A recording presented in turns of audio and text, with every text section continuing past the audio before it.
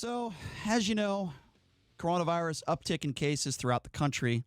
Florida is in a heap of trouble as this news just came out over the course of the last hour or so. Florida health officials today are reporting a record 132 new coronavirus-related deaths among residents, more than 9,100 new cases of COVID-19. That brings the statewide total to close to 300,000, and the death toll in the state of Florida is now 4,409. Now, there are some health experts that are comparing this outbreak in Miami similar to what they saw with the Wuhan virus. And Florida's Department of Health reported just Monday 12,624 new cases. It's scary stuff. And what's even more scary is that this was a governor who was bragging and gloating less than a month ago.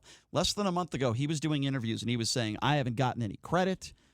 He was saying that he deserves all the credit for the fact that his state, people said it was going to look like New York, and it's not even close to that. Well, it's the epicenter right now, ladies and gentlemen.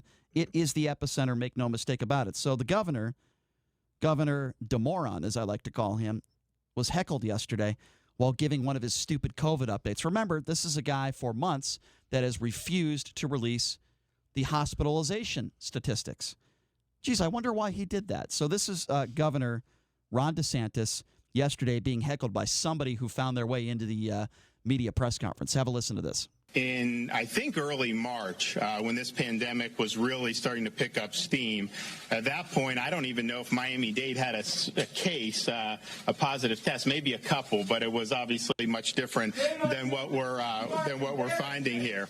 So I think the every day, and you are doing nothing. So I think falsifying information, and you are misleading the public.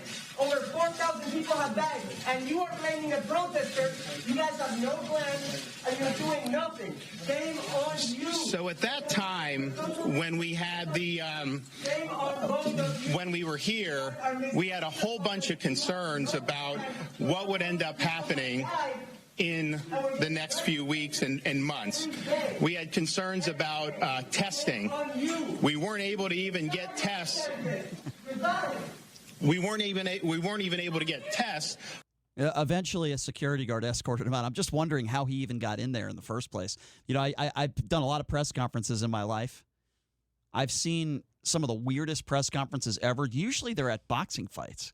The weirdest people get into these boxing fights and get credentials and ask really dumb questions, but I'm wondering how this guy just strolled his way in there. I remember that reminded me a little bit, although there was nothing funny about that. It reminded me a little bit of the Anthony Weiner press conferences. Do you remember how the guys speaking of Howard Stern, the guys from the Howard Stern show, maybe one of our callers would like me to do 45 minutes on this, but somebody from the Howard Stern show bombarded Anthony Weiner. And this was the guy who was sexting people. Obviously had a wife and a child, and somebody from the Howard Stern show gets into the press conference and says, "Sir, were you a full 8 inches? Sir, were you capable of more?" And this was right in the middle of a press conference when Anthony Weiner is resigning, and obviously he's teary-eyed, and you got some clown from the Howard Stern show that's screaming out these sexual innuendos. "Sir, were you capable of more? Were you a full solid 8 inches?" Okay, now to me, that's funny. First of all, Anthony Weiner deserved it. He did it to himself, right? So the reason why I'm bringing this up is, Anthony Weiner deserved that. He put himself in that position. DeSantis put himself in this position for criticism. And the reason why I say that, DeSantis wasn't sexting people, at least as far as I know, he hasn't been sexting people.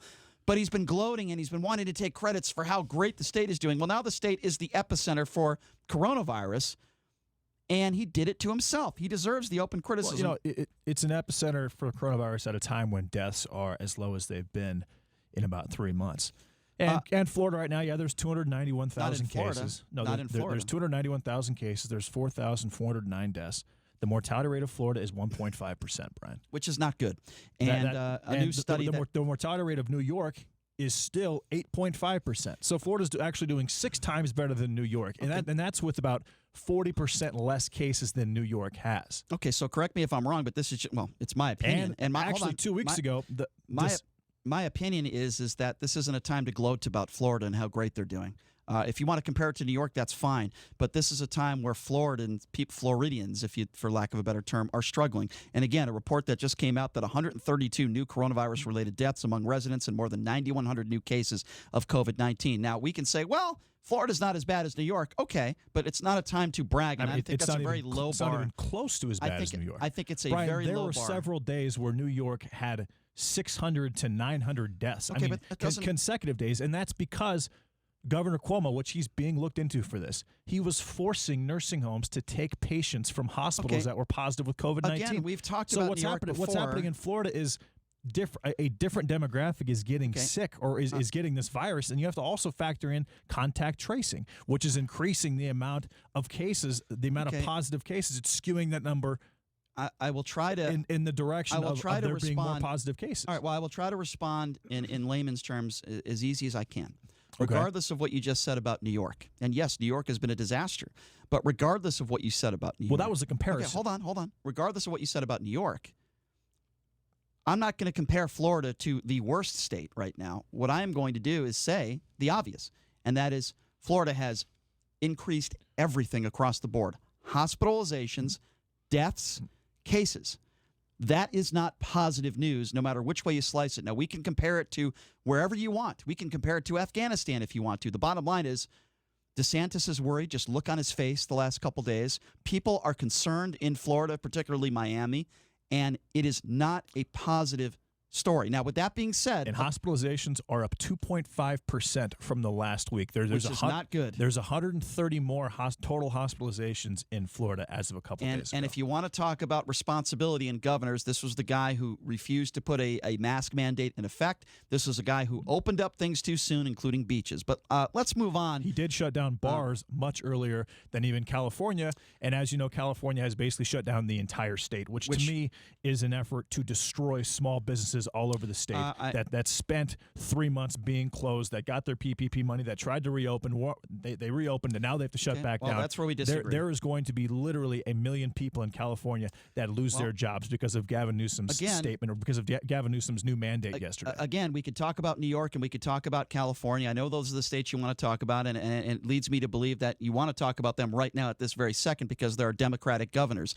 I am talking about Florida, not because DeSantis is a Republican, by the way. I could be talking about Arizona, which is a mess that has a Republican there. There's a lot of other states that have issues. With Texas, a 1.7% mortality rate in Arizona. Texas is also a mess right now. I could be talking about those states, but I'm not talking about DeSantis because he's a Republican. I'm talking about DeSantis for this very simple reason. This was a man that was gloating a month ago, that was using Donald Trump's talking points, and that was gloating about what a wonderful job he was doing, and he wanted all the credit from the media. And now all of a sudden he's in the situation he's in, and he deserves all the criticism that he gets.